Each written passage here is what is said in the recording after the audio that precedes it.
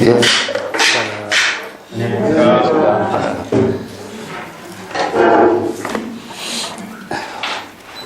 오늘 교재 92쪽부터 하겠습니다. 마가전년과 이제 유마거사의 대화 부분인데요. 원문을 같이 한번 전체로 가전년 부분 읽어보겠습니다. 불고 마가전년 여행의 유마일 문질 가전년 백불은 세존 아불감이 예피문질 소이자 응명석자 불위제비구 약설법요 아적어후 구연기 이무상이 고이 공이 무아이 정결이 그리고 94쪽입니다. 시 유마일 레이 아은 유가전년 무의 생멸심행 설실상법 가전년 제법 필경 불생불멸 시무상의 오수원 공팔공 무속이 시고의 제법 구경 무소유 시공의 어아무아 이불이 시무아이 법본 불연 금정 무멸 시정멸의 시시법시 피제비구 심덕해탈 과우림 에피문질이다. 여기까지가 가전연장의 일단입니다. 마하가전연은 뒤에도 이제 93쪽에 제가 줄을 한번 보겠습니다. 가전연은 부친의 10대 제자 가운데 왕족 출신죠. 이분도 논의 즉 법위에 대해서 정법으로서 바른 논의를 잘 할 수 있고 정법을 바르게 제시하고 이해할 수 있는 그런 이제 능력을 갖춘 제자 가운데 뛰어난 제자죠. 그래서 오늘 여기도 이제 대성불교의 5가지 법요가 이 한단의 중심인데요. 92쪽의 원문에 가보겠습니다. 그것은 마하가전년이라고 하는 제자는 그 소승불교의 사상의 입장을 갖고 있는 제자고, 유마일의 입장에서는 대성불교의 가장 핵심적인 부분이 이 오늘 가전년과 유마거사의 대화에 나오고 있는 것, 무상, 고, 공, 무아, 정멸, 이 5가지가 사실 대성불교의 핵심이거든요. 여러 가지 방편법문으로 다양하게 제시하고 있지만은 이 내용의 법요를 정확하게 잘 이해하고 깨달아 체득할 수 있도록 설하고 있는 법문이기 때문에 이 법문에 대한 주제를 가지고 가전년과 유마거사의 대화가 이루어지고 있습니다. 자, 불고 마하가전년 여행에 유마일 문질하라. 부처님이 이제 마하가전년이라고 하는 논의가 가장 뛰어난 불법에 대해서 여법하게 바르게 정법을 바르게 논의를 할 수 있는 가전년 존자에게 유마일 거사를 찾아가서 유마거사의 문병을 하도록 하라 지시를 이렇게 하는 일단이죠. 자, 그때 가전년 백불은 가전년이 부처님께 말씀해서 말하기를 세존이시여 아불감임 에피문질입니다. 저도 역시 저 유마일 거사를 찾아가서 문병을 한 일은 제 능력으로서는 불감임 감당할 수가 없습니다. 그래서 이제 감당할 수 없다라고 하는 것은 지혜의 대화로서 유마거사에게 문병할 수 있는 능력을 감당할 수 없습니다. 소이자, 그 이유는 무엇이냐 하면은 응념석자 불위 제비구 약설법요하고 아적 어후에 부연기하니 이 무상의 고의 공의 무아의 정멸의 요 5가지 밑에 줄을 끊으세요. 사실 이제 불법의 모든 핵심기, 대신 대승불교의 가장 그 중심 핵심의 법문이라고 할 수 있는데, 옛날, 일찍이 그 부처님께서 모든 비구들에게 대승불교의 법요를 간략하게 설법을 하신 이후에 나는 그 부연해서 그 대승불교의 법요에 대한 참된 뜻을 즉 더욱더 자세하게 구체적으로 설명을 하게 하는 그런 인연을 갖게 됐습니다. 즉 서가모니 부처님이 법요를 대승불교의 5가지 법요를 설법을 한 이후에 나에게 이 법문에 대해서 구체적으로 자세하게 잘 논의해서 이해를 할 수 있도록 설법을 하라, 이런 지시를 하고 있었습니다. 그 내용인 즉 무엇이냐면은 무상의, 자, 재무상이라는 것이 불교 3법인의 가장 기본이죠. 무상의, 자, 일체 계고라고 하는 고의, 그 다음에 대승불교에서 요게 대승불교와 소승불교와의 법의 체계에서 좀 달라요. 무상에 대한 참된 의미, 고에 대한 참된 의미, 공에 대한 참된 대승불교의 뜻을, 그리고 무아, 일체 제법 무아이죠. 여기서 무상, 고, 무아, 이것은 바로 이제 삼법인에 들어가고, 열반적정, 요게 정멸입니다. 열반적정의 의. 이게 공이라고 하는 말이 여기 하나 더 들어가 있죠. 그래서 원시불교에서 3법인, 4법인 가는데 대승불교에서는 이게 5가지의 오제라 그럽니다. 그런데 구체적으로 이 내용을 언어적으로 이해한다면 상당히 많은 오해가 생길 수가 있는 거죠. 그래서 재무상이라고 하는 말을 단순히 우리가 지식으로나 상식으로 이해한다면 일체가 무상하기 때문에 허무한 것으로 받아들일 수가 있는 거죠. 이게 니힐리즘으로 받아들이게 된다든가. 그러니까 인도의 고대 철학에서 무상이라고 하는 말은 불교 이해에서도 전부 다 이야기했어요. 근데 그걸 받아들이는 차원에서는 그것을 일부에서는 허무주의로 받아들이고 일부에서는 그것이 운명론적으로 받아들이고, 이게 받아들인 측면이 여러 가지 다양한 거죠. 그래서 이제 불교에서 제시하고 있는 이 법문의 의미는 법에 의해서 설하고 있는 방편 법문이라고 하는 의미거든요. 똑같은 한마디 무상이라고 한마디를 언어로서 받아들이는 거 하시고 자기 주관적인 생각으로 받아들인다. 자기 중심의 모든 사고로서 받아들인다면 이것이 무엇이냐면 전부 다 자기 중심의 사고 판단이 생기기 때문에 자아의식에 의해서 이루어지는 거죠. 자아의식입니다. 자아의식으로서 해석하고 이해하다 보면은 자기 생각대로 이 한마디 말이 비관적인 될 수도 있고 허무주의도 될 수 있고 운명론적인 사고로 빠질 수가 있고 다양하게 해석하는 차원에 다르게 돼 있어요. 그래서 불교에서는 무엇이냐면은 무상이라고 하는 것이 법의 체계로 해서 제시하고 있습니다. 법의 2가지 뜻이거든요. 법은 무엇이냐 하면은 바로 일체의 모든 존재가 무상하게 생명활동하고 있는 그 본질을 이야기하고 있고, 그것이 바로 어떠한 작용으로서 이루어지고 있는가, 이게 이제 불법의 가르침이죠. 그래서 불법의 가르침은 여기서 자아의식이 들어가지 않기 때문에 이것을 모든 진실을 바르게 이해할 수 있도록 방편 법문으로 제시하고 있습니다. 그래서 이제 설법이라고 하는 것은 방편 법문으로서 설법을 해야 진실된 법을 바르게 이해할 수 있는 것이고, 여기에서는 설법자도 자아의식이 없는 것이고 청법자도 자기의 주관적인 사고로서 이 법을 들어서는 안 된다는 것이, 앞에서 설법을 어떻게 해야 될 것인가 하는 것이 목견전 존재에서도 나왔죠. 여기서 뒤에 가장 중요한 이 부분을 이해하는 열쇠가 무엇이냐 하면 94쪽이에요. 94쪽에 보면은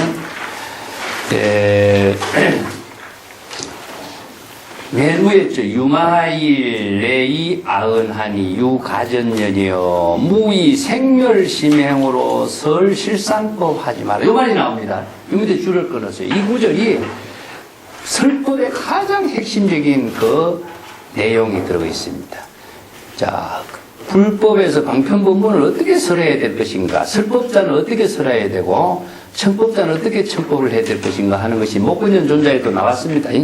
그래서 이 5가지 대성불교의 요체라고 하는 것을 방편법문으로서 무상의 참된 뜻을 어떻게 이해하고 무상의 참된 뜻을 깨달아서 자신이 바로 그 지혜를 어떻게 실행할 수 있는 능력을 갖출 것인가 하는데 의미를 두고 있는 거죠. 자, 이 법은 바로 진실인 것이고 이것은 지혜로 작용하는 힘을 법이라고 해요. 우리가 지식으로만 단순히 이해하고 한다면은요, 법의라고 하는 말을 쓰질 않아요. 그래서 법은 무엇이냐 하면 자기의 일심의 법이 무상이라고 하는 방편법문을 통해서 자신이 일체의 차별 대상 경계를 벗어날 수 있는 경지, 그 다음에 일심의 법이 무상이라고 하는 방편법문을 통해서 어떻게 지혜로운 삶을 이룰 것인가 하는 그 능력을 갖추는 것을 다 갖춰야 되지, 그냥 무상이란 말 한마디를 지식으로 익힌다든가 아니면은 자기의 생각으로서 누구 설법으로서 이해하도록 하는 차원에 머무른다면은 이것은 오히려 진실을 바르게 깨닫는 방편법문이 되지 못하는 이런 부작용이 남게 되어 있습니다. 자, 여기에서 그 구체적인 설명이 이제 유마일의 설법 94쪽부터 나오거든요. 그때부터 보겠습니다. 그때 유마일이 내위아은 나에게 찾아와서 말하기를 유가전년이여 무의 생멸심행으로 설실상법 하라. 자, 가전년 그대는 부처님의 설법 15가지 대성불교의 핵심적인 설법에 대해서 비구들에게 초보 출가한 비구들에게 구체적으로 이 법문의 내용을 잘 이해할 수 있도록 구현해서 설법하라고 지시를 받았지만은 그대는 자기의 주관적인 생각으로 자신이 알고 있는 지식이나 상식으로나 중생심으로 이 대성의 법요의 5가지 요체를 설해서는 안 된다는 겁니다. 자, 그래서 유가전년이여 무의 생멸심행으로 설실상법 하라. 생멸심행은 무엇이냐면은 중생심을 말하죠. 자, 여기에서 생멸심은 자기 중심입니다. 자아의식이 들어가 있는 해석이 생멸심이에요. 요걸 이제 생멸심이라든가 다른 말로 하면 생사심이라는 거죠. 생사심이라는 것은 자기 중심으로 해서 이 언어를, 무상이라고 하는 언어를 자기가 이해하고 자기가 해석하고 자기가 설명해요. 그러면 법의 체계에서 무상이라고 하는 말을, 법문을 방편법문으로서 제시하는데 부처님은 방편법문으로 설법을 했거든요. 그런데 가전년은 방편법문이라고 하는 것을 제껴두고 자기 생각으로 자기의 번뇌망심이 일어나고 번뇌망심이 소멸된 마음이 중생심이에요. 그래서 이것을 무상이라고 하는 언어를 대상으로서 설법을 하고 이해하고 강의를 하게 된다면은 그 자기 생각에 따른 이해를 하게 되겠죠. 그 법을 듣는 사람, 설명을 듣는 사람은. 그렇기 때문에 이 설법을 할 적에 방편법문으로 설법을 해야 무상에 대한 참된 법을 알고 참된 지혜를 깨달아 체득할 수 있는 법문이 방편법문인데 자기의 주관적인 생각에 맞춰서 해설을 하고 그 생각에 맞춰서 강의를 듣고 그렇게 하다 보면은 그 듣는 사람이 그 생각에 맞추어서 이해를 하게 되고 생각에 맞추어서 강의에 맞춰서 그것을 소화를 하다 보니까 결국 자아의식에서 벗어날 수가 없는 거죠. 그래서 자아의식에 대해 다른 해석을 하게 된다면은 이것은 단순한 지식에 불과하다. 그래서 방편법문의 의미는 무엇이냐? 지혜를 이루게 하는 힘이 나와야 되는데 지식의 언어라고 하는 지식에 떨어지게 하면은 궁극적으로 이것은 불법을 바르게 이해하는 의미가 없게 된 거죠. 그래서 항상 제가 지혜와 지식의 차이점이라고 하는 것은 지식은 머릿속에 있는 겁니다. 그래서 지식을 가지고 있는 한 지혜를 작용하는 힘이 없다면은 우리가 불법을 바르게 지혜로 작용하고 보살도로 실행하고 상구보리 하와중생의 그 실천을 할 수가 없게 된다는 점이죠. 자, 지혜를 이루게 하려면은 어떻게 되는가? 항상 진여의 지혜를 이루게 하는 것은 뭐가 없어야 된다 그랬죠? 첫째로는 은설상이 없습니다. 그렇죠? 언어의 어떤 모습이나 그 어떤 상태가 남아있어서는 안 되죠.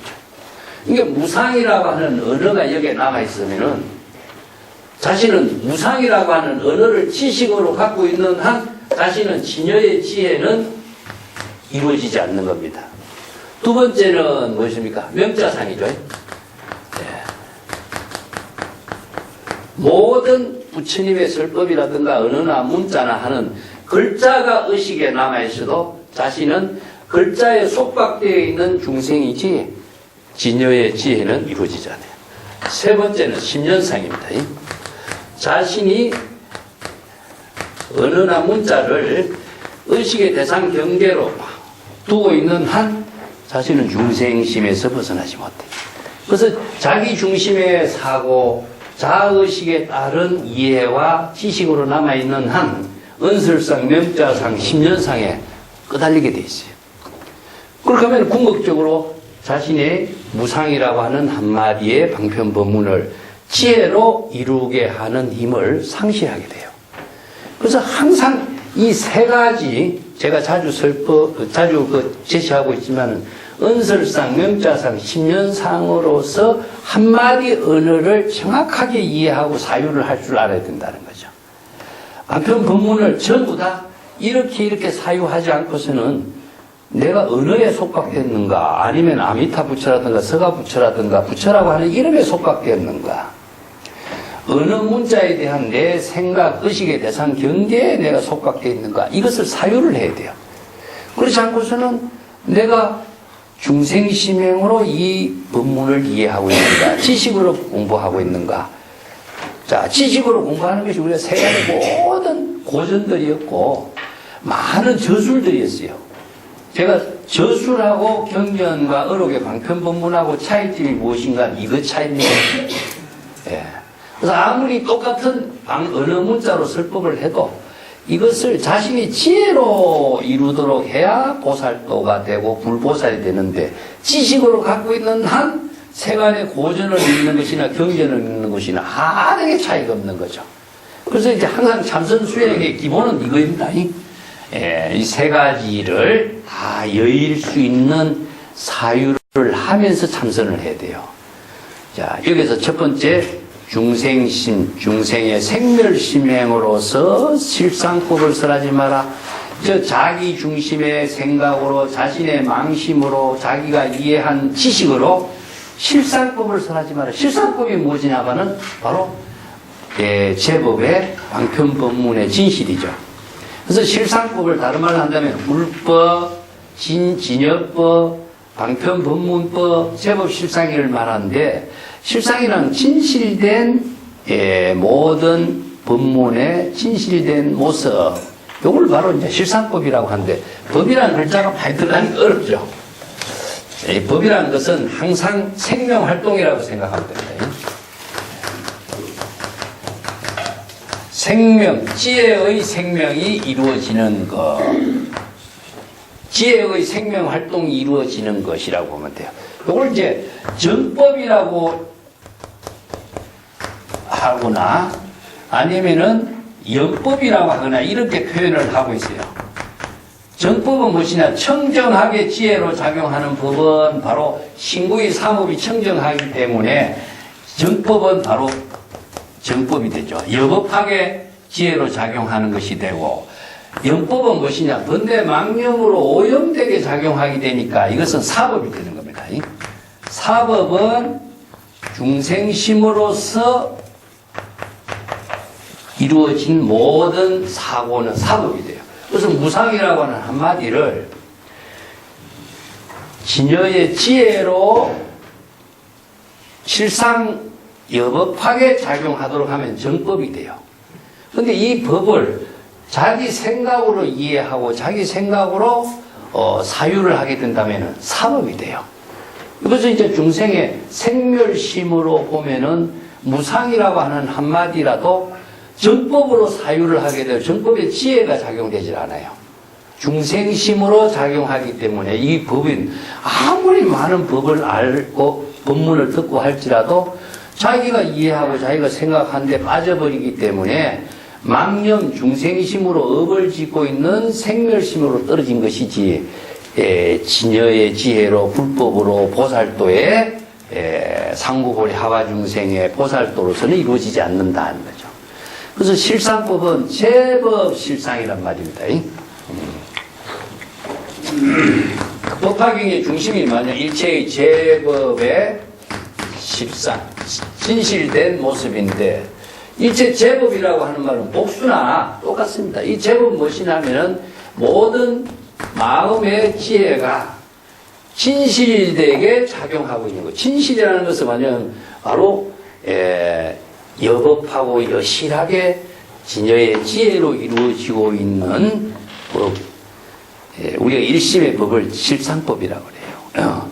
제법 실상이라고 하는 것은 모든 존재가 다 진여의 지혜로 작용하는 생명활동을 하고 있기 때문에 진여의 지혜로 이루어진 모든 법을 바르게 깨닫도록 제시하고 있는 것이 방편법문인데, 그것을 자기 생각으로 이해를 하도록 하고 제시하니까 전부 다 실상법이 죽어버리고 중생심법이 되어버리죠. 자, 정법이 죽어버리고 사법이 되어버린다 이겁니다. 그래서 정법을 바르게 설하는 것이 방편법문인데, 방편법문을 바르게 깨닫도록 제시해 주는 것이 설법인 것인데, 방편법문의 실상법을, 진실된 법을 중생심으로 이해할 수 있도록 설명을 한다면은 전부 다 중생이 되는 법문이 되지 실상법이 될 수가 없다. 그 부처님의 법문은 제법 실상의 여법한 법문을 여시설법을 했는데, 그대가 중생심으로 자기 생각으로 이해할 수 있도록 자기 생각대로 설명한다면은 부처님의 방편법문이 죽어버리지 않느냐. 이것을 지적을 하고 있는 거죠. 그래서 이 5가지 뜻이 이제 유마일의 안목으로 다시 설명을 하고 있는 겁니다. 그 유마일의 그 정법의 안목이 대성불교의 요체가 여기에 94페이지 나오는데, 이 굉장히 한 구절 한 구절 짧지만 굉장히 어려운 부분이에요. 유마경에서 이런 해석이 제일 어려워요. 이걸 천천히 보겠습니다. 가전년이여 제법 필경 불생불멸이여 시무상의다. 가전년이여 제법 필경, 제법이라고 하는 것은 일체 제법이라든가 모든 존재의 생명의 실상을 제법이라고 합니다. 여기서는 우리 일심도 들어가고 일체 제법이 다 들어가지 않는 것도 없죠. 그래서 모든 존재가 다 생명활동하는 그 본질의 핵심은 필경이란 말은요, 구경이란 말과 같습니다. 우리가 안옥다라 삼약삼볼이란 말을 쓰죠. 자, 이게 필경이에요. 필경이란 말은 궁극적으로 이런 말인데, 그 우리가 반야신경에서는 최상, 무상, 이것은 절대, 최상, 무상이라고 하는 것은 비교를 초월한 분야이기 때문에 비교를 가지고 있는 언어의 표현이 아닙니다. 이것은. 이 때문에 이걸 다른 말을 한다면은 필경은 공의 세계이고, 다른 말을 한다면 진여의 세계를 이야기해요. 그래서 진여의 지혜가 이루어지도록 하는 세계를 필경이라고 합니다. 구경이라고 하는 말도 마찬가지죠. 구경.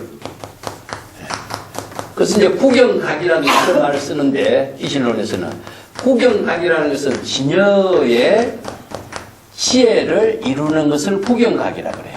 자, 이것을 반야신경에서는 안욕다라 삼약삼볼이. 똑같은 말이에요. 이거 똑같은 말을 최상승선이라든가 무상, 절대, 평등, 뭐 평등도 똑같은 말이에요. 같이 이해를 하시기 바랍니다. 필경이나 구경이나 진여나 평등이나 무상이나 똑같은 말이에요. 이것은 비차별의 세계가 아니라 차별은 중생심이죠.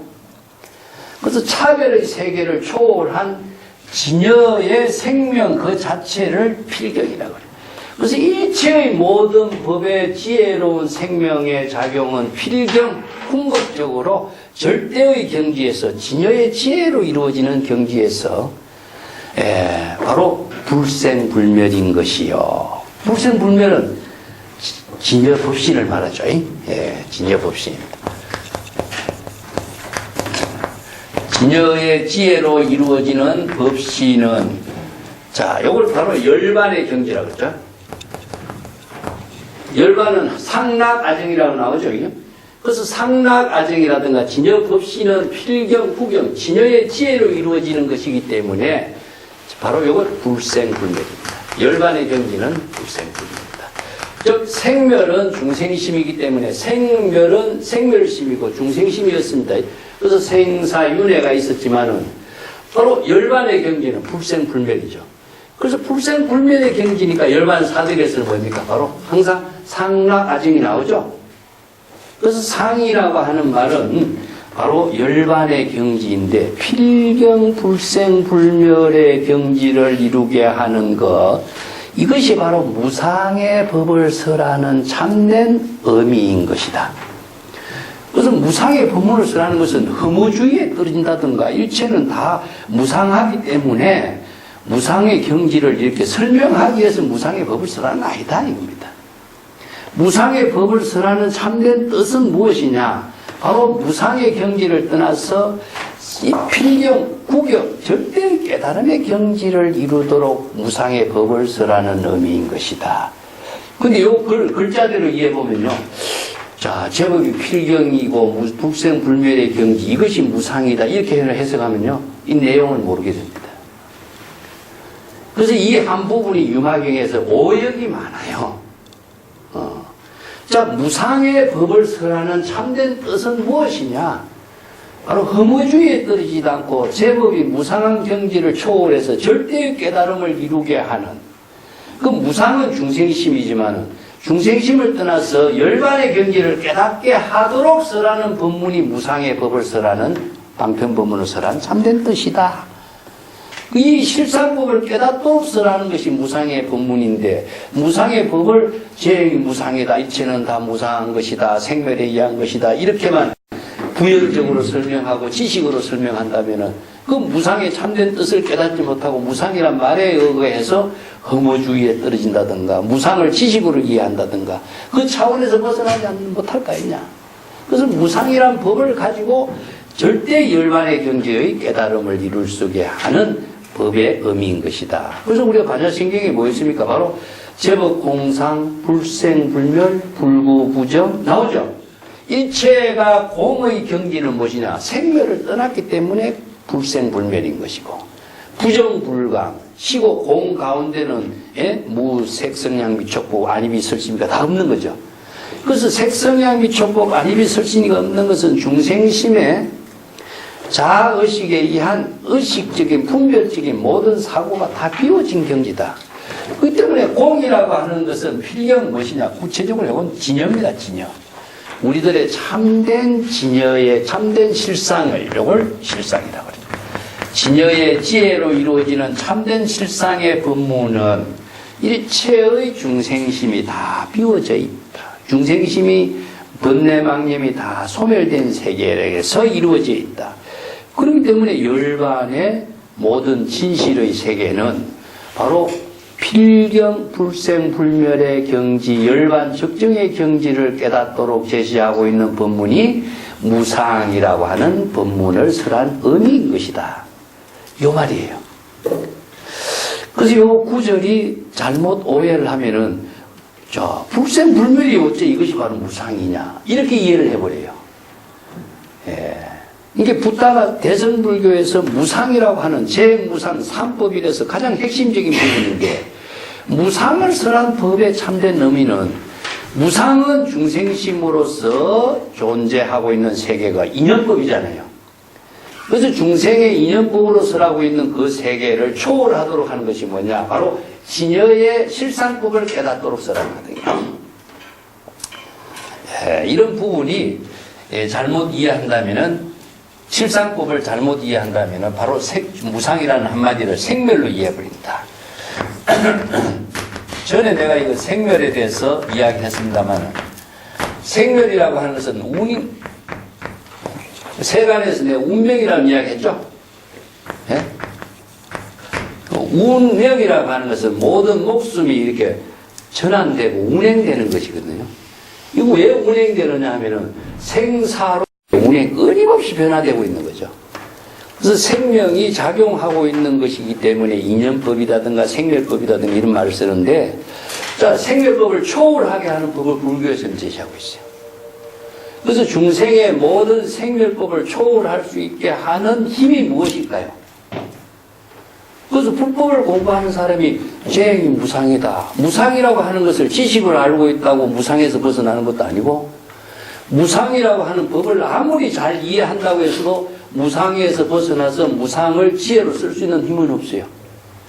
그렇기 때문에 이 진실이 된 실상법을 알게 됐을 적에 실상법으로 작용하는 법을 알아야 되겠죠.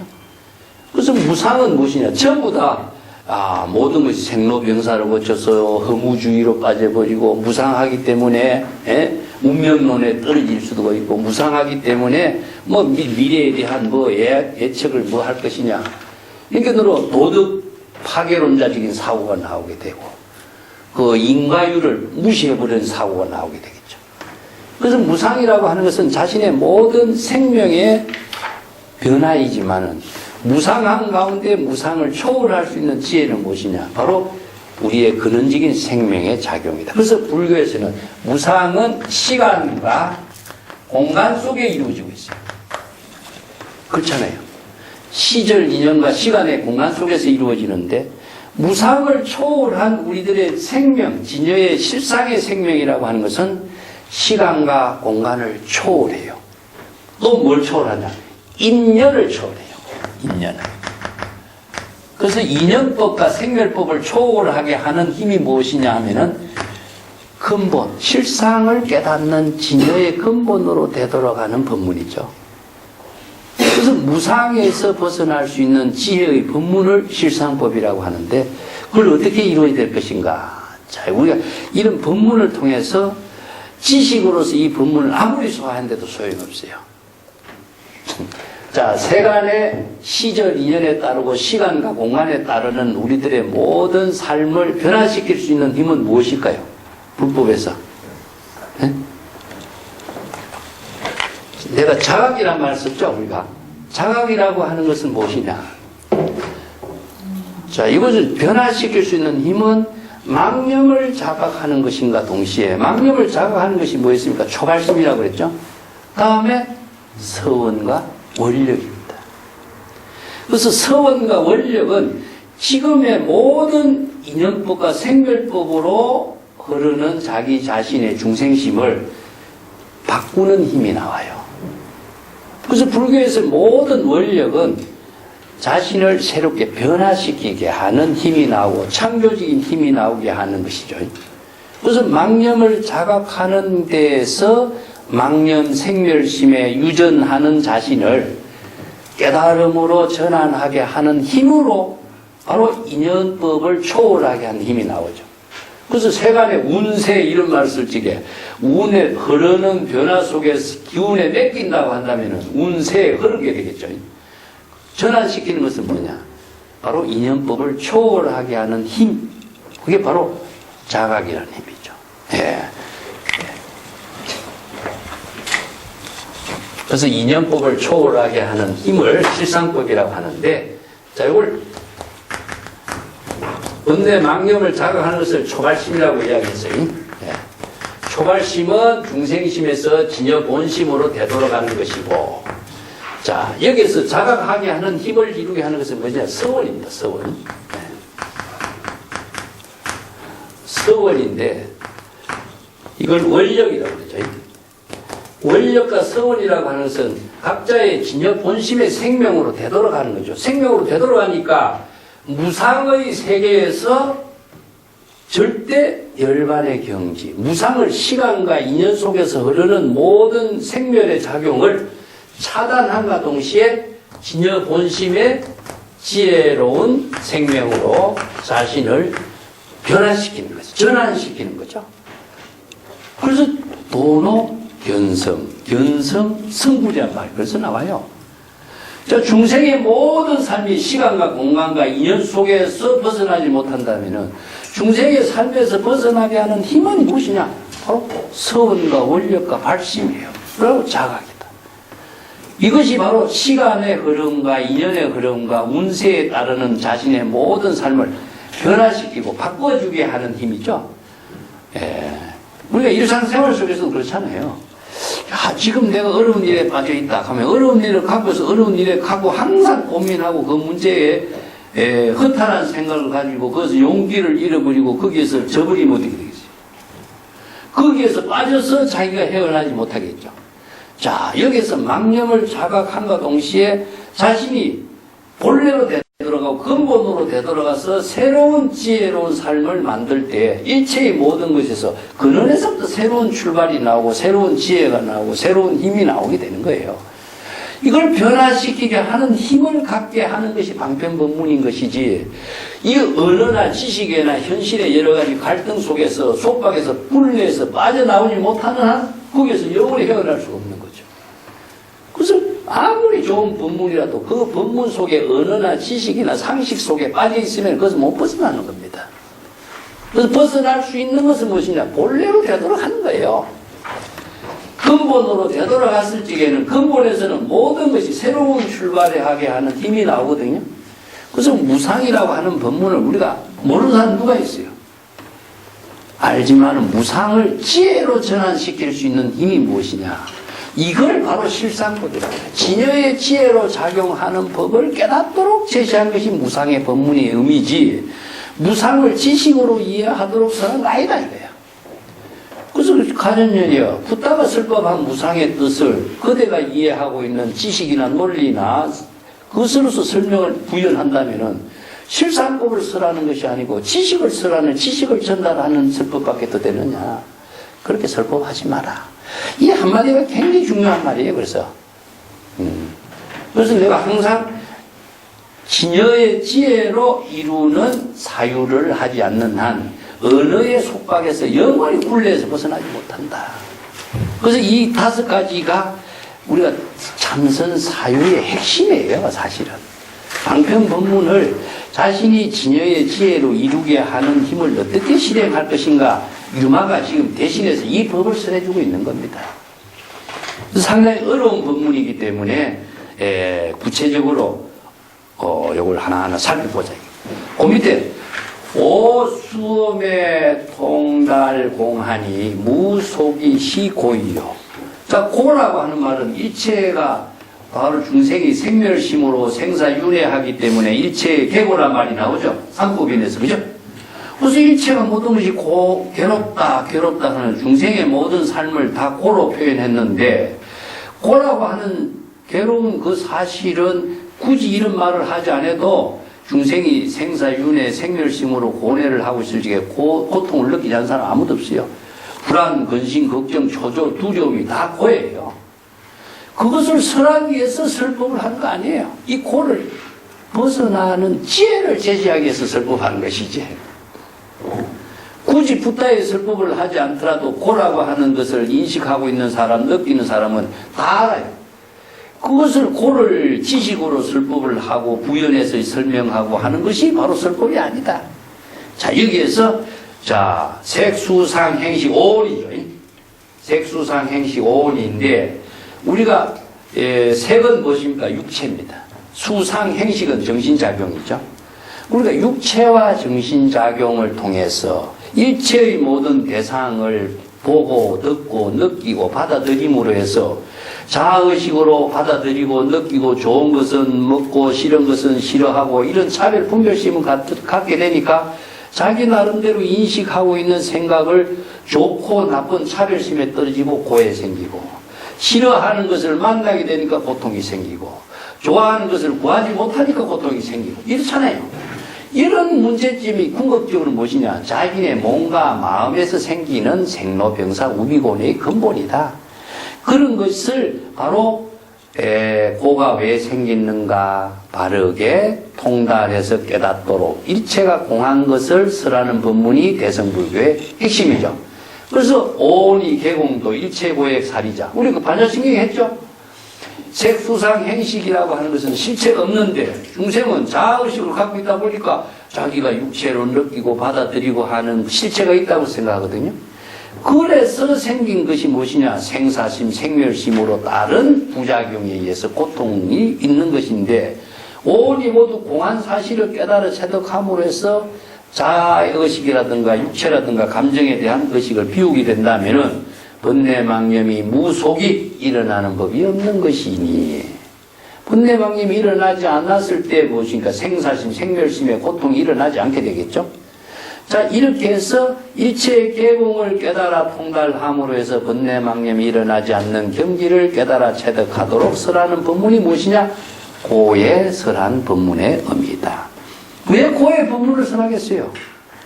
일체의 계고라고 하는 생멸심으로 일어나는 이 문제점을 극복하도록 제시하는 방편 법문이 일체 계고예요. 자, 일체 계고라고 하는 고의 법문을 설하는 의미의 참된 뜻을 바르게 이해하지 못하고 고라고 하는 일체 계고라는 그 한마디를 지식으로 아무리 이해한들 이 고에서 벗어날 수 있겠느냐? 불가능하죠. 그래서 반야신경에서 일체 오온이 계공도 일체 계공, 일체 고액 사리자. 이 한마디 법문을 설하고 있는 것은 고의 경지를 깨달아 체득하고 고의 법문을 통해서, 공의 법문을 통해서 일체 고의 생로병사 우비고뇌를 초월할 수 있는 지혜를 체득하도록 설하기 위해서 고의 법문을 설한 의미인 것이다.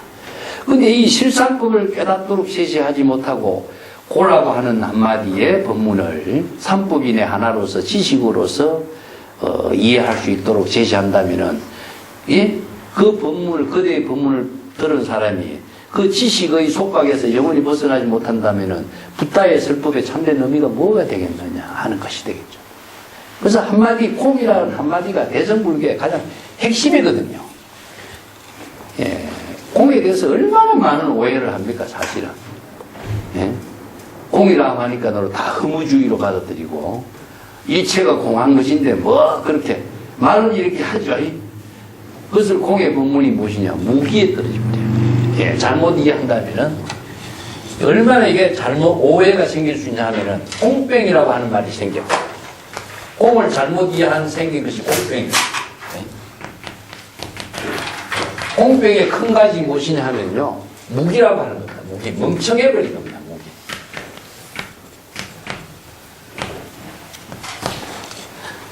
아무 생각이 없도록 하는 것이 바로 멍청해. 예를 들어서 우리가 무심이라고 하는 말을 잘못 이야기한다면 뭡니까? 마음이 없다, 생각이 없도록 하는 것이죠. 무념이라고 하는 것도 아무 생각이 없도록 하는 것입니다. 이게 무념, 무심의 경지가 되는 것이 선의 최상의 깨달음의 세계다. 이건 전부 다 공병이라고 하는 환자를 만드는 것밖에 안 돼요. 그래서 공의 법문은 필경 반야의 지혜를 이루고 진여의 지혜를 이루게 하고 열애가 되고 부처가 될 수 있는 법문인데도 이걸 잘못 이해함으로 해서 이 법문 하나를 잘못 제시함으로 해서 지식에 떨어지거나 무기에 떨어지거나 멍청하게 떨어진다면요, 공병에서 벗어나지 못한 중생이 되겠죠. 그렇기 때문에 자기 생각으로 이해를 하게 하고 강의를 하게 하고 진실을 바르게 깨닫지 못하게 이야기한다는 것은 오히려 또 다른 부작용의 병을 만든다 이거죠.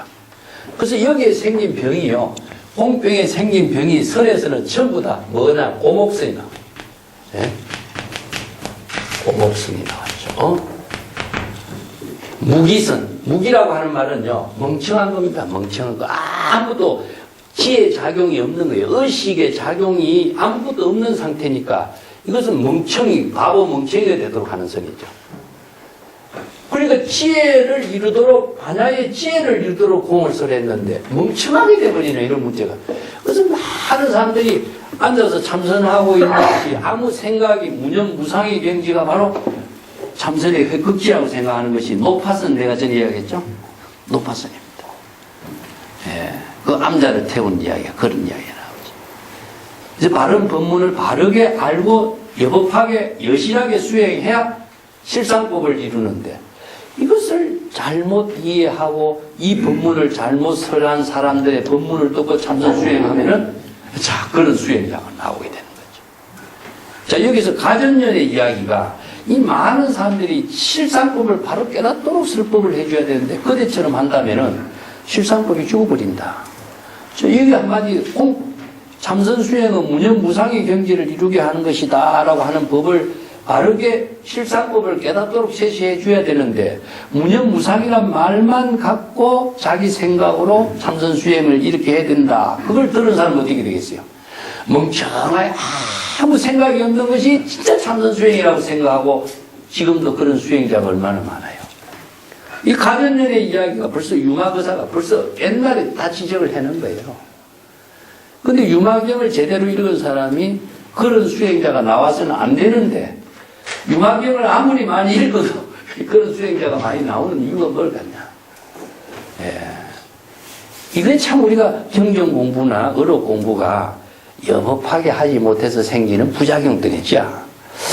자, 여기에서도 고의 의미를 설한 법문, 일체계고 고의 의미를 설한 의미는 생사망령 고통을 벗어날 수 있도록 하는 법문은 자의식에서 오래 자의식의 모든 의식의 사고를 초월하도록 함으로 해서 고의 경지를 깨닫도록 고의 법문을 설한 것이다는 사실을 알아야 된다. 이 말이죠. 그게 이제 무속이라고 하는 말이 있죠. 이것은 무속이라고 하는 말은 번뇌망념이 일어나는 것이 없는 상태는 어디냐? 공의 세계에서는 무속이 된다. 무속이. 번뇌망념이 일어나지 않는 거죠. 요 끼라고 하는 것은 망념이 일어나지 않는다. 번뇌망심이 일어나지 않는가. 이것은 망심은 뭐냐? 자의식에서 일어나는 겁니다. 자의식을 통해서 자기 생각대로 언어나 문자를 대상으로 두고 있으면 자의식이 일어나요. 이게 번뇌망념이 일어나요. 무소유 같은 말. 또 무소구 이것도 같은 말. 무소득 전부 다 같은 말입니다. 이걸 다른 말로 한다면은 공이란 말과 같은 말입니다. 어디에서? 진여 본심에서, 진여의 근본에서 번뇌망념이 일어나지 않는 경지가 되어야, 공의 경지가 되어야 바로 진여의 지혜가 이루어져요. 진여의 지혜를 이룰 때 바로 열애가 되고 부처가 되는데, 열애가 되고 부처가 되는 지혜를 깨닫도록 제시하고 있는 법문이 고의 법문이라든가 무상의 법문인데, 고 무상의 참된 법문의 의미는 모르고 고 무상이라는 언어만을 가지고 아무리 구현해서 설명하고 지식으로 제시하더라도 그것이 자기에게서는 오히려 더 부작용을 만들 수가 있는 게 되는 것이다. 그런 표현들이 이제 오늘 받아들이는데 일체 개공의 경지를 깨달아 체득함으로 해서 번뇌망념이 일어나지 않도록 하는 것이 바로 고의 법을 설하는 참된 의미 뜻인 것이다. 자, 요건 반야신경에서 오온이 개공도 일체고액 사리자 그 구조라고 똑같이 이해를 하시면 됩니다. 자, 그 밑에는 제법이 구경하여 무소유하니 시공이다. 이것도 위에 구조라고 같은 말이죠. 일체의 모든 제법이 구경은 필경과 같이 진여의 지혜로서 이루어진 경지는 무소유, 의식의 대상 경계의 소유가 없어요. 이 소유라고 하는 것은 의식의 대상 경계에 소유하는 것이 없는 겁니다. 이게 무소유라고 하는 것은 뭐 아무것도 갖지 않는 것이 무소유. 그 이제 자이라교도 같은 데서는 무소유가 하나의 계율로 들어가요. 그 자이라교도 이제 마하비라 같은 사람이 부다와 같이 그 도강자 출신인데, 인도에도 지금도 자이나교도가 있죠. 자이나교도에 철저한 것이면 불교의 계율하고 5가지가 똑같아요. 같은데 5번째 계율 불교에서는 불음주, 술을 먹지 말라고 하는 데 비해서 5번째 계율은 무소유입니다. 이 사람들은 무소유. 아무것도 갖지 않는 거예요. 그래서 나체 수행자예요. 그만큼 철저하게 무소유의 정신을 실천하는 자이나 교도들이 지금도 있어요.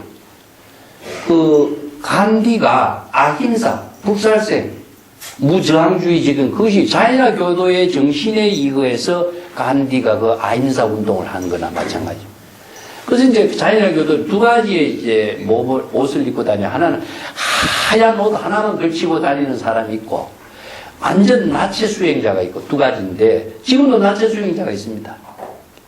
예, 그만큼 철저하게 무소유인데 아무것도 소유를 하지 않는 것이 무소유가 아니라 물질로 아무것도 갖고 있지 않는다고 해서 마음으로서 소유를 하고 있다면 그게 의미가 없는 거잖아요. 그래서 불교에서는 무소유가 아니라 소욕지족입니다. 소욕지족. 적은 욕심으로서 만족할 줄 아는 지혜인데 적은 욕심은 네 가지라고 했죠. 사사공양, 의식주와 약이에요. 약. 그 최소한의 경제 생활을 왜 하느냐?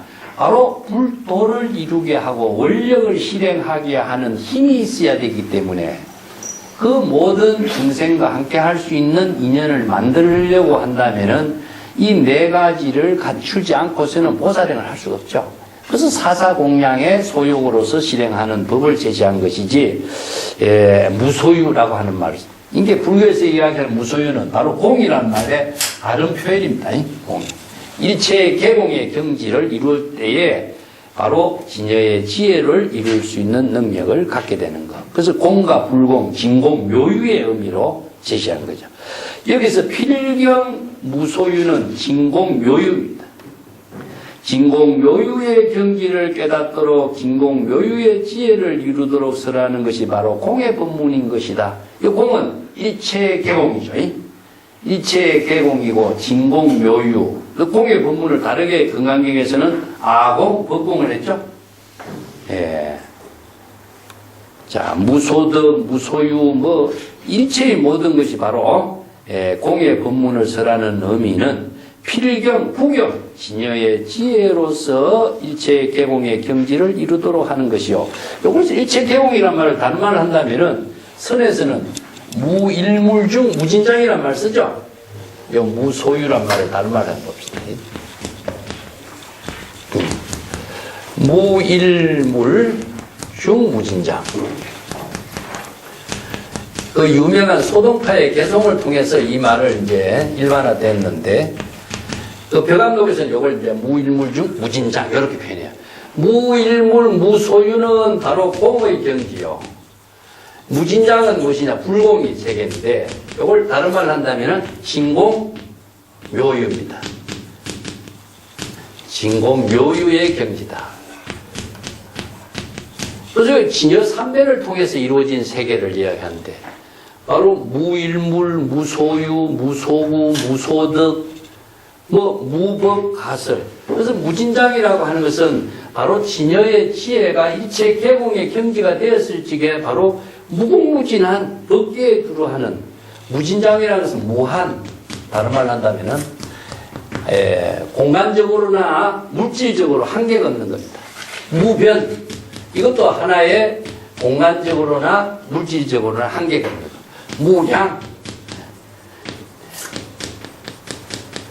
그래서 무량, 무변, 무한 이 세 가지를 표현한 것이 무엇이냐?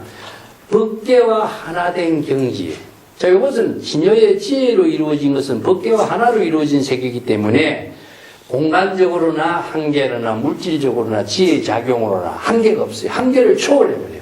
그래서 무한이란 말 쓰는데 중생의 세계는 무엇입니까? 바로 한계가 있는 거죠. 예, 그래서 보시를 아무리 많이 한다고 해도 이것은 한계가 있는 것이고, 예, 법보시를 하는 것은 한계가 없는 것이로 이제 금강경에서도 이제 설하고 있죠. 그래서 구경이라는 것은 진여입니다. 진여. 그래서 이 필경, 구경, 진여의 지혜로 이루어진 그 경지는 바로 무소유인 것이요. 무소유의 경지에서 진여의 지혜 작용이 이루어지도록 설하는 법문이 바로 공의 법문의 의미다. 자, 여기에서 이제 무상, 고, 공, 이 세 가지 법문 했죠. 그 밑에 법문이 무엇이냐? 아, 무아의 이, 불이, 시, 무아이요. 자, 아와 무아, 이것이 둘이 아닌 경지를 깨닫도록 설하는 법문이 바로 무아의 법문의 의미다. 이게 무아라고 하는 이 말이 참 이해하기가 상당히 어렵죠. 자의식이 없는 것이 무아인데, 이 아는 무엇이냐? 아트만이라고 했어요. 아트만이라고 하는 것은 영혼이라고 하는 겁니다. 영혼. 보통 인도뿐만 아니라 세계의 모든 종교나 철학 사상가에서 영혼을 주장하지 않는 데가 없습니다. 그래서 영혼을 주장함으로 해서 영혼이 영원한 자기의 실체적인 생명의 근원으로 이야기하고 있죠. 근데 무상이라고 하는 거라든가 무아라든가, 자, 불교에서 무상, 무아, 공, 이 법문을 설한 것은 불교밖에 없어요. 그래서 무아라고 하는 것은 영혼의 실체는 존재하지 않는데, 왜냐?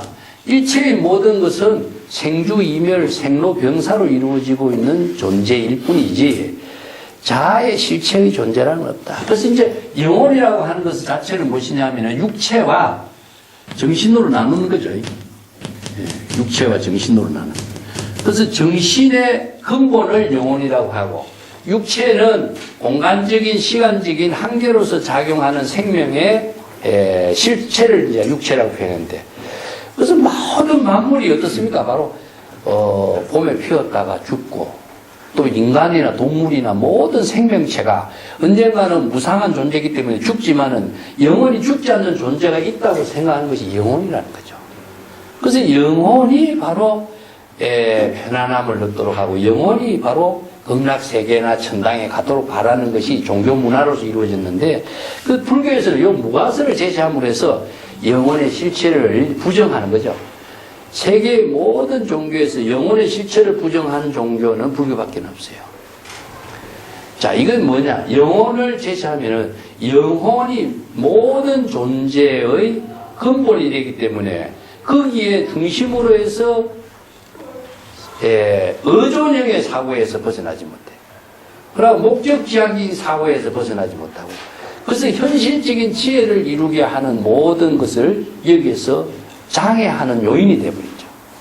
그래서 영혼의 실체를 부정하고 존재의 실상, 지혜의 작용에다가 의미를 두는 법문이 무아 법문인데, 영혼의 실체를 부정하는 아라고 하는 말을 쓰니까 자아의 존재가 왜 있는데 없다고 하는가. 그래서 많은 오해가 생기죠. 그래서 여기에서 이제 열반사백에서 상락, 아, 정이 아가 있죠. 그러면 그 아하고 우리가 지금 아트마니아하고 뭐가 다르냐. 그래서 이제 불성사상은 불교가 아니다 이렇게 주장하는 사람이 그래서 또 나와요. 그래서 이 법문의 참된 의미를, 무아의 참된 의미를 바르게 설하는 의미를 알아야 된다. 단순하게 무아설만을 이야기하고 아를 주장하고 영혼을 주장하고 하는 그런 차원의 지식으로서 이해한다면 무아의 설법의 참된 의미를 모르게 되는 것이다. 이 법을 제시한 것이 여기죠. 저 아는 무엇이냐? 자아의식이고, 무아는 무엇이냐? 아에 대한 부정이죠. 자, 요걸 아는 긍정이고, 무아는 부정이죠. 그래서 무아의 참된 의미를 바르게 이해하기 위해서는 공은 무아. 단순하게 아는 긍정, 존재의 긍정이라고 한다. 무아는 부정이 되겠죠. 이걸 다르게 표현해봅시다. 선, 악. 이런 두 가지의 모든 차별상을 한꺼번에 다 비우지 않고서는 무아의 참된 법을, 참된 법문의 의미를 깨달을 수가 없는 것이다. 그래서 이제 공의 경지에서 지혜로 작용하는 참된 진화의 묘용을 아라고 하는 것이지. 그 아는 아와 무아, 긍정과 부정, 이것을 다 초월해야 된다. 이 불교에서 모든 공의 법문의 참된 의미는 어느 한쪽을 선택하는 아가 아니다 하는 부분을 바르게 무아의 참된 뜻을 깨닫도록 제시하고 있는 거예요. 자, 이건 뭐와 같으냐면요. 우리가 중국 불교의 선에서는 이제 명암이라고 하는 말을 씁니다. 밝은 해가 떴는데 해가 산마루에 걸려 있어. 산마루에 걸려 있을 적에 해는 법계를 두루 다 비추지만은 전체를 비추는 힘도 있고 밝은 작용도 있지만은 그늘진 것도 있죠. 그것은 명의 부분도 있고 암의 부분도 있는 거죠. 근데 해가 그렇다면 밝음과 어둠을 다 포용하고 있는 것이 해인 것이지, 밝은 부분만 갖고 있는 것이 해냐, 어두운 부분을 갖고 있는 부분이 해냐, 이럴 수는 없잖아요. 달도 마찬가지입니다. 그래서 달이 밝지만은 밝은 부분도 있지만은 달이 비치지 않는 어두운 부분도 있는 거죠. 그래서 명암, 선악을 어느 한쪽을 갖고 있는 것이 아니고 어느 한쪽을 선택하는 것은 있을 수 없는 거예요. 그래서 우리가 진여의 지혜는 일체 개공의 경지는 아무와 선과 악, 명암 아니면은 일체의 모든 좋고 나쁨, 차별상을 모두 다 부정하고 배척하는 것이 아니라 초월하게 하는 지혜다. 그래서 진정한 무아라고 하는 것은 악을 부정하는 것이 아니다. 지혜가 작용하는 주체 그 자체는 항상 작용하고 있지만은 무아, 이러한 차별상을 초월하게 하는 지혜를 실행하기 위해서 무아법을 쓰라는 것이지, 하나를 선택하고 하나를 배척하기 위해서 무아법을 쓰라는 건 아니다. 이걸 바르게 이해하지 않고서는 무아의 참된 법을 깨달을 수가 없다. 그래서 많은 사람들이 공예 법문도 그렇잖아요. 우리가 지금 많은 사람들이 제시하는 것이 선을 추구하는 종교의 가치관을 설정하는 거 얼마나, 악을 멀리하고 선을 추구하는 가치관. 한국의 선에서 가장 중요한 것이 무엇이냐면은 선을 이루고 교를 버리도록 하잖아요. 그래서 사교 입선이란 말이야. 교를 버리고 선에 들어가야 된다. 그러면은 교를 버리고 선으로 들어가는 것이 한국의 참선 수행자라고 가르치죠. 이것이 바로 정법을 제시하고 있는 참선 수행인가? 이건 취사 선택이요. 악을 버리고 명을 택하고 악을 버리고 선을 택하게 하는 것이기 때문에 이거는 세속적인 가치관이에요. 자기 중심의 사고를 가지고 불법을 좋은 쪽으로 해석하고 이해하도록 쓰라는 것은 중생심행으로 실상법을 쓰라는 거예요. 이런 법문을 아무리 강의를 듣고 하니까 궁극적으로 실상의 진여의 지혜를 이루게 하는 깨달음의 방편 법문은 이루지 못하고 불교를 지식으로는 알고는 있어. 적당히. 근데 그 지식이 바르게 알고 있느냐? 아니야. 가짜로 알고 있는 거예요. 가짜로 불법을 배우니까, 가짜로 그 불교를 수행하니까 영원히 중생심에서 벗어나지 못하는 어리석은 자가 되는 거죠. 그래서 여기에 가전연에게 중생심의 생멸심으로 실상법을 설하지 말라. 이 한마디가 얼마나 중요한 법문인가.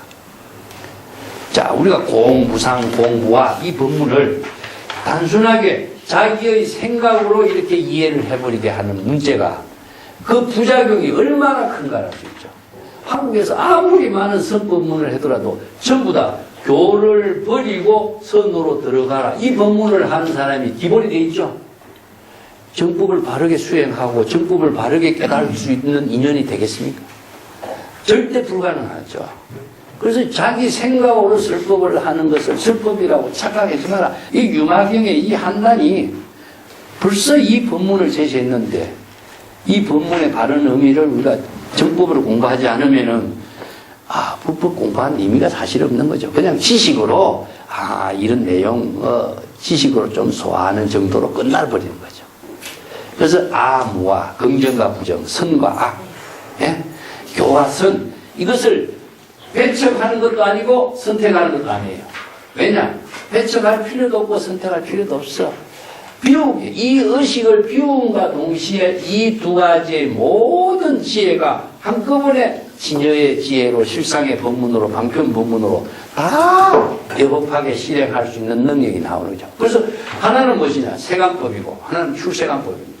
세간법과 출세간법, 어느 한쪽을 선택하는 것이 아니라 세간법, 출세간법을 모두 함께 이룰 수 있는 지혜를 설하는 법문이 방편 법문인데, 어느 한쪽을 이해하도록 하고 어느 한쪽을 선택하도록 하니까 영원히 세간의 차별심이 되는 중생심에서 벗어나지 못하게 하는 이런 병을 만들어. 이게 중생의 신병을 만들어준다. 그래서 이제 종사병, 엉터리 수행자가 자신이 중생심으로 자신이 한경지를 이루었다 이렇게 주장한 사람을 종사병이라고 하는데, 종사병의 환자가, 수행자가 중생을 모든 중생의 병 환자로 만들어버리는 이런 부작용이 나오는 거죠. 여기서 무아 이 두 가지의 차별상을 불의의 경지로 깨닫도록 제시하는 것이 무아의 법을 쓰라는 참된 뜻이다. 예, 어느 한쪽을 선택하는 것이 아니고 완전히 부정하는 것이 아니고 하나를 배척하는 것도 아니다. 이 두 가지에 대한 자의식과 의식의 무아의 의식까지도 모두 초월하도록 할 수 있는 지혜를 깨닫도록 하는 것이 무아의 법문이다. 자, 그 뒷장 95쪽에 나와봅시다. 범모 불연이요 검정무멸이니 시정멸이요. 이거 정멸이요. 정멸이란 열번 적정이죠. 자, 법이라는 것이 이게 어떤 법이냐? 바로 진역법, 불법, 일체법 이런 말이죠. 항상 법이 바로 줄여서 나오지만은 법은 바로 일심의 법이고, 이걸 일심의 법을 그러니까 우리들의 진여 본성의 지혜로 작용하는 법입니다. 법이고, 이걸 다른 말로 한다면은 불법이고, 부처의 지혜를 이루는 법이 일심이나 진여나 부처의 지혜의 법이나 똑같아요. 일심의 지혜가 작용하는 것이 부처인 것이고, 진여의 지혜가 작용하는 것이 부처이기 때문에 바로 이게 열애의 법이나, 우리가 천수경에 보면은 무상심심미묘법이 나오죠. 예? 이 법에 대한 이해가 아무리 설명을 자주 해도 참 이해하기가 좀 어렵죠. 다시 한번 봅시다. 무상,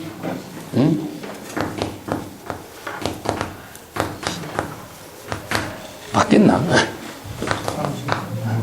네. 미묘법. 백천만 겁나죠.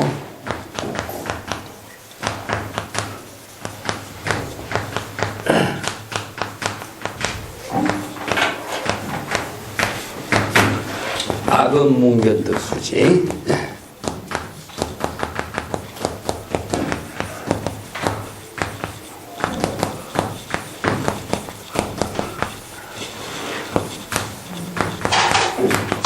원해열의 진실이죠.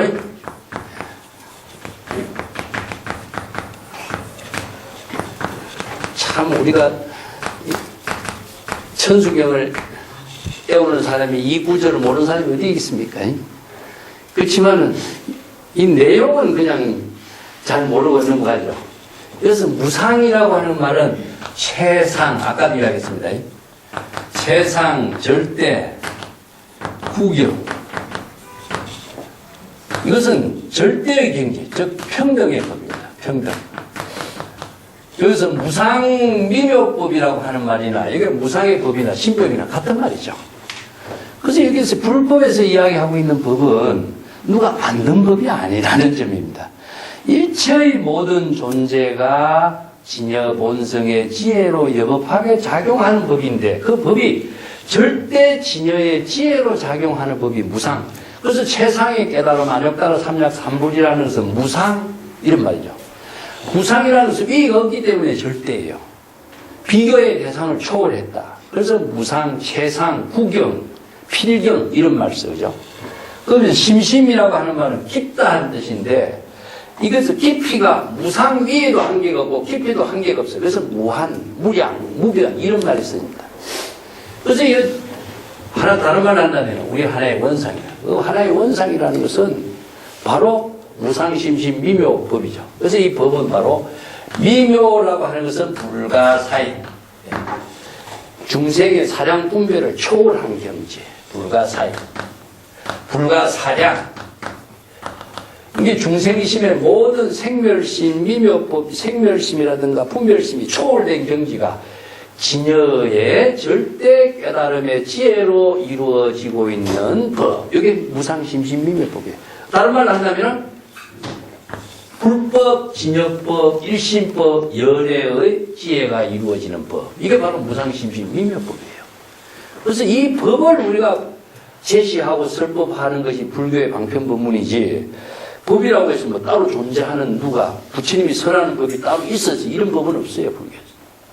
이 법을 진여의 생명의 지혜가 작용하는 그 법을 붓다는 설법한 거죠. 자, 이 법을 백천만급의 난조 만나기 어렵다. 그래서 불법 환란 우리가 여러분 이야기했죠. 불법을 만나기 어려운 것이 8군데가 어디 있습니까? 바로 장수천이라든가 뭐 부귀 환락가라든가 또 아니면 지옥하기 축생의 세계라든가 불법 인연 만나기가 지극히 어렵다. 그래서 법화경 같은데 불법 만나기 어려운 것은 뭐라고 비유합니까? 바로 맹구목. 눈먼 거북이가 뭐 천년에 한 번씩 이렇게 바다에 목을 쏙 내미는데 그때 나무 토막이 목이 걸릴 정도의 나무 토막에 구멍이 만다. 그 얼마나 어려우냐. 그래서 백천만급 난조라. 백천만급 지극히 오랜 세월에 이 불법 만나기 어렵다. 그래서 불법 난봉이란 말 씁니다. 불법을 만나기가 어렵다 해서 불법 난봉이란 말 쓰는데 불법을 만나기가 어렵지만은 사람 못 만나기도 어렵고 불법 만나기도 어렵다 이런 말 쓰죠. 그래서 불법 만나기가 이런 것인데 지금 내가 이 불법을 듣고 불법을 깨달아 체득해서 수지할 수가 있는 인연을 만나게 됐어. 그래서 여기서 견문은 뭡니까? 바로 불법을 천법을 해서 듣는 것이죠. 그래서 견문각지 하는 것을 보고 듣고 깨달아 체득한 것을 견문수지라고 합니다. 그래서 수지는 우리가 건강에서 잘 배웠죠. 경전을 오종수행에 들어가죠. 수지, 독송, 이 다인설이죠. 그래서 자신이 이 불법을 배워서 불법을 깨달아 체득해서 보고 듣고 그 지혜를 구족하게 됐다. 그래서 원이 뭡니까? 열애의 진실된 불법의 참된 뜻이 무엇인가를 깨달아 체득하고자 원합니다. 이게 원력이라는 거죠. 불법을 깨달아 체득해야 자신이 불법의 지혜로운 삶을 사는 것이지 지식으로 아무리 이해한다고 해서 열애의 지혜를 자신이 실행할 수는 없는 거예요. 그래서 천수경을 그렇게 많이 애우고 해도 이 언어를 지식으로 아무리 알고 있더라도 그건 소용이 없는 거죠. 열애의 진실이가 뭐냐? 열애는 바로 열애의 지혜로 이루어지고 있는 그 불법의 참된 가르침의 법문. 여기 언어 문자도 초월되어야 돼요. 언어 문자를 갖고 있으면은 열애의 진실이는 이루어지지 않아요. 그래서 언어 문자, 언설상, 부처의 이름, 명호 그것까지 갖고 있으면은 이 열애의 진실을 깨달아 체득할 수 없어요. 그런데 많은 사람들이 부처님의 말씀, 부처님의 언어 여기에만 속박되어 있는 거죠. 그래서 불법 공부를 전부 다 지식으로만 하고 있지 지혜로 전환하게 하는 힘을 갖지 못하고 있는 것은 지혜를 쓰는 사람이 바로 선이고 선의 생활 속에 이루어지는 것인데 선이라고 하는 참된 의미는 의미는 모르고 선의 말을 주장하는 사람 많아요. 뭐 선방 아닌 데가 없고 선선 아닌 사람이 아무도 없어.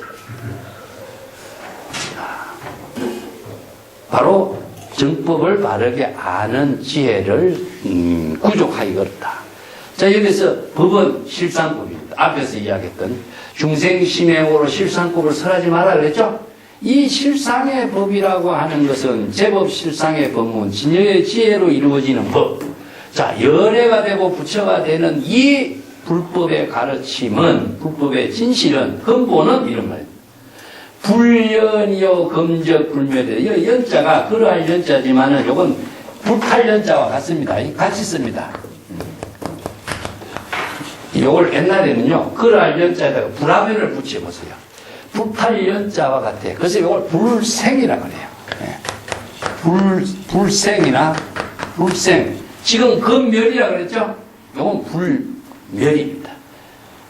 불생, 불멸이란 말과 똑같은데 여기에 불탈 연자를 쓰고 또 불연, 금멸, 무멸이라고 하는 말은요 중생의 삼독심으로 이루어진 모든 번뇌망념의 불길이 본래 없는 경지를 말해요. 진여의 지혜는 탐진치 삼독의 불길이 없는 것이 불연이에요.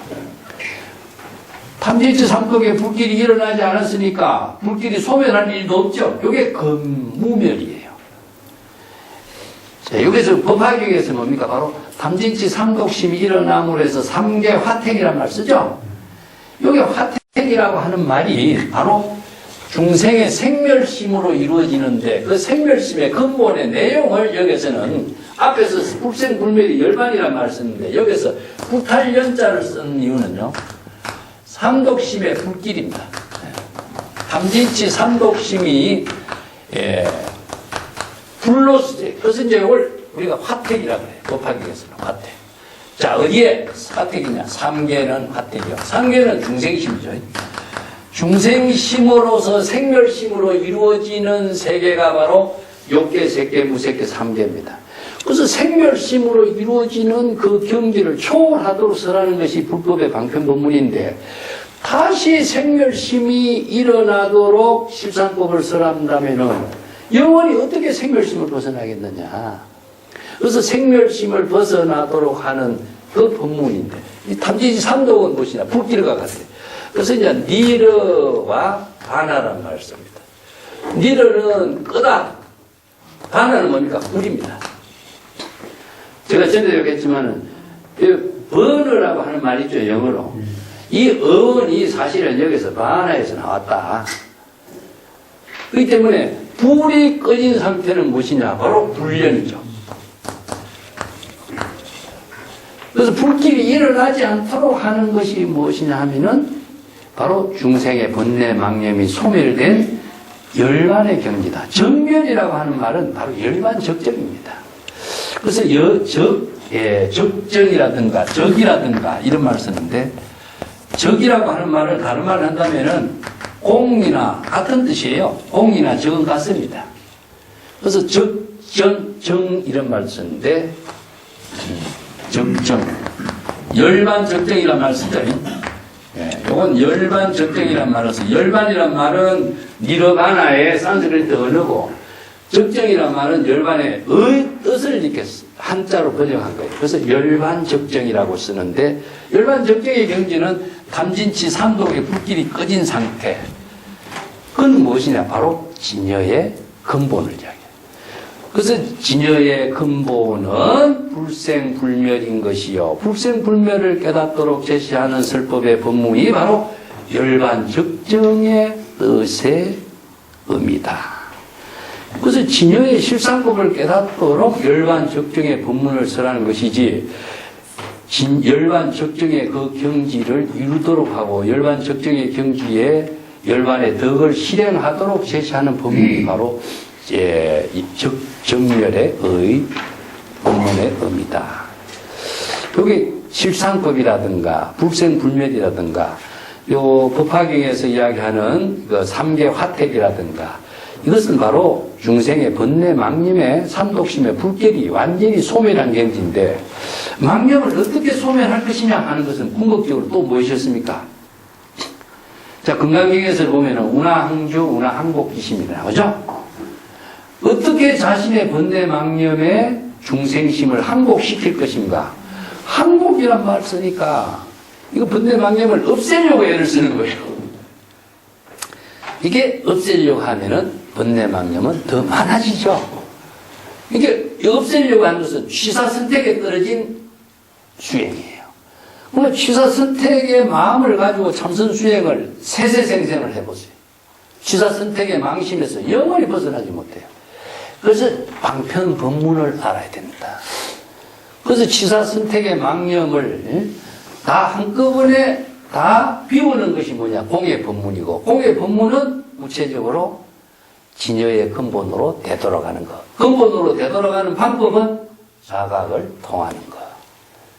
그래서 망념을 자각하는 것과 원력을 세우고 서원을 실행하는 것과 이것이 함께 이루어지지 않고서는 영원히 번뇌 망념을 소멸시킬 수가 없습니다. 그 언어를 가지고 열반 적정이라든가 어떻게 망념을 항복할 것인가 이런 언어를 가지고 불법을 공부한다고 하는 것은요. 이 한계가 온다니까. 그것을 아무리 잘 이해한다고 할지라도 그 언어의 속박에 묻혀서 그 벗어날 수도 못하고 또 진여의 불법의 진실이 된 깨달음을 이루는 방편 법문을 바르게 깨달아 체득하지 못한다면은 이 법에 대한 참된 뜻을 지혜로 작용하는 힘을 자신이 실행할 수가 없는 거죠. 그래서 유마경의 이 구절은요, 우리가 방편 법문을 아무리 잘 알고 있었더라도 지식적으로는 논리적으로 가전연처럼 아무리 논리적으로 잘 이해한다고 할지라도 논리적으로 알고 있는 것하고 지혜로 자신이 보살도로 실행할 수 있는 법하고는 다르다는 점이죠. 뭐 우리가 불교 학자들이나 불교 공부하는 사람들이 지식으로는 많이 알고 있잖아요.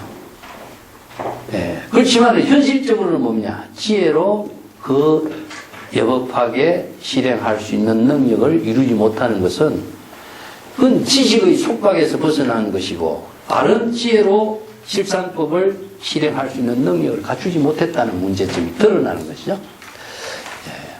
자, 요게 대성불교의 5가지 뜻. 자, 무상, 고, 공, 무아, 열반, 적정. 열반이라는 것은 대성불교의 열반은 내가 여러분 이야기했습니다만은 소승불교의 열반은 어떻습니까? 열반의 경지를 이루도록 하는 거죠. 그 목적이 됩니다. 그래서 아라한의 경지는 무엇이냐? 일체 번뇌 망념이 다 소멸된 것이거든요. 그래서 아라한은 살적이라고 그랬잖아요. 자, 여기서 이제 이걸 열반 적정이는 대성불교의 열반인데, 열반, 소승의 열반은 무엇이냐? 바로 아라한의 경지가 이루어진 것은 일체의 도정을 다 죽인다. 어떤 도정이겠습니까? 탐진치 삼독으로서 자신이 지혜를 다 도둑질해놓은 놈이 누구죠? 바로 중생의 삼독심이었다.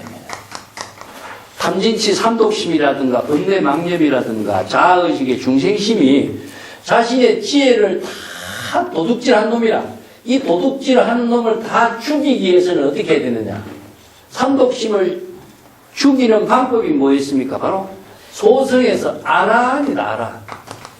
그래서 아라한은 번뇌 망념의 삼독심을 전부 다 죽였으니까 죽이고 열반의 경지를 이루는. 그래서 아라한은 열반의 경지를 이룬 사람이 아라한이에요. 그러면 여기에서 대성불교에서는 번뇌 망념을 다 항복하던 사람이죠. 자, 이것이 바로 소승의 열반의 입장인데, 열반의 경지가 사실상 여기서는 바로 목적이 되어버렸어요. 그래서 아무리 좋은 수행, 바른 수행을 했다고 할지라도 열반이라고 하는 목적이라고 하는 대상 경계의 속박에서 벗어나지 못해. 그래서 법유, 열반의 경지라고 하는 법에서 벗어나지 못하고 있다. 그래서 이승의 수행자는 바른 정법을 이루는 깨달음이라 될 수 없다. 그래서 대승의 열반은 뭡니까? 바로 대승의 열반은 항상 상락 아정을 부족하고 있는 지혜가 작용하고 있는 겁니다. 그래서 열반의 경지라고 하는 것은 목적이 아니라 열반 적정의 지혜로운 생명이 작용하고 있는 열반이다. 그래서 정멸이라고 하는 것은 번뇌 망념이 소멸된 상태가 아니다 이거야. 번뇌 망념이 본래 무연 일어나지도 않았다 그랬죠? 그 일어나지 않았기 때문에 소멸시킬 번뇌 망념도 없는 것이 뭡니까? 바로 금무멸이다. 번뇌 망념이 일어난 것을 소멸시키는 것이 소승의 열반이라고 한다면 대승에서는 번뇌 망념이 일어나지도 않았기 때문에 소멸시킬 번뇌 망념도 없는 거예요. 그렇다면 대승의 열반은 뭐겠습니까? 불생불멸의 경지에서 불생불멸의 경지에서 이것은 어디냐? 바로 진여입니다. 진여의 지혜로 이루어진 세계가 바로 대승의 열반이요. 대승의 열반은 불생불멸의 경지로서 항상 진여법심이 항상 일체 번뇌 망념의 고통, 생사윤회의 고통을 벗어나서 항상 진여 자체의 자각적인 지체의 지혜가 작용하고 항상 진여의 지혜 작용이 바로 청경심으로 이루어져. 이렇게 자정능력 청경심으로 작용하니까 선근 공덕이 이루어지는 일이죠. 항상 일체의 중생의 고통을 소멸하고 고통이 일어나지 않는 상태니까 본래. 그래서 고가 소멸한 상태가 낙이요. 무상의 경지를 초월해서 항상 여여하게 지혜가 작용하는 열의 법신인 것이요. 항상 참된 진화가 지혜로 작용하는 경지가 바로 열반의 경지라. 그래서 대승의 열반은 정지된 상태가 아니고 목적의 열반이 아니라 지혜로 작용하고 있는 깨달음의 세계가 열반이다. 이것이 어떻게 이루냐? 수연. 자, 시적 인연에 따라서 이루어져. 수연성입니다. 시적 인연에 따른 지혜 작용으로 이루어지고 있는 경지가 열반이에요. 그래서 소성의 열반은 목적에 도달하고 목적을 이룬 열반이고, 대성의 열반은 지금 여기 시적 인연에 따른 지혜로 작용하고 있는 열반이에요. 그렇기 때문에 열반 적정의 경지에서 보살도를 실행하고 있는 경지가 열반이에요. 자, 부처의 깨달음의 세계, 또 방편 법문을 설하는 경지, 이것이 바로 열반의 경지죠. 그렇기 때문에 상락, 아정, 열반이라는 것이 따로 존재하는 것이 아니라 32상, 열반 사덕, 자성, 청정심이 항상 부처의 지혜로 작용을 하면서 시적 인연과 함께 작용하면서 이루어지고 있는 그 부처의 생명 활동이 바로 열반입니다. 그래서 대성불교에서는 목적이 없는 겁니다. 바로 진여의 지혜가 생명으로 작용하는 그 경지, 부처의 지혜를 이루는 경지가 열반인 것이다.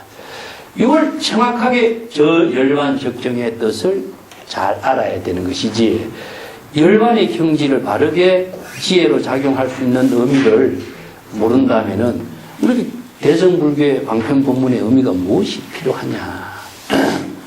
그렇기 때문에 이 경전을 그냥 지식으로 익히고 부처님의 설법한 말씀으로 적소한다면은 그것은 소설을 읽는 것밖에 안 돼요. 자신이 열애가 되고 열반의 경지를 이루는 지혜로 이루는 법문으로 깨달아 체득해야 된다. 대성의 핵심적인 법문을 5가지로 요약한 겁니다. 자, 설십없이 피제비구가 심득해탈하고 고아불인의 피문지다. 이렇게 융화거사가 이러한 대성의 실상법을 설할 때에, 이러한 대성의 법문을 설할 때에 그때 모든 비구들이 마음으로 해탈의 경지를 깨달아 체득하였으며, 그래서 나는 그를 찾아가서 병문안할 수 있는 능력을 감당할 수가 없습니다. 이런 말이죠. 여기에서 융화거사의 법문을 듣고 바로 마음으로 해탈, 깨달음의 경지를 체득하게 됐다. 자, 여기서 비구들은 바로 이제 출가 수행자들이니까 그 가전연을 통해서 부처님의 법문의 내용을 잘 이해하도록 설명을 하고 있는 비구들에게 대성의 불법을 바르게 실상법을 제시해서 깨달아 체득할 수 있는 인연을 제시했기 때문에 자신이 유마거사의 지혜를 지혜와 함께 할 수 있는 그런 능력을 갖추지 못했기 때문에 유마거사를 찾아가서 병문안 할 수 없게 됐다 하는 그 옛날 이야기를 제시하고 있는 거죠. 내가 그 95쪽 밑에다가 소승의 열반하고 대승의 열반하고 그걸 조금 설명을 해놨는데, 그 똑같은 법문이라고 할지라도 그 참된 법문의 뜻을 지혜로 이룰 수 있는 그 뜻을 바르게 깨달아 체득하도록 제시한 것이 법문의 의미라고 하는 것을 여기서 제시하고 있습니다. 자, 오늘 여기까지 가도록 하겠습니다.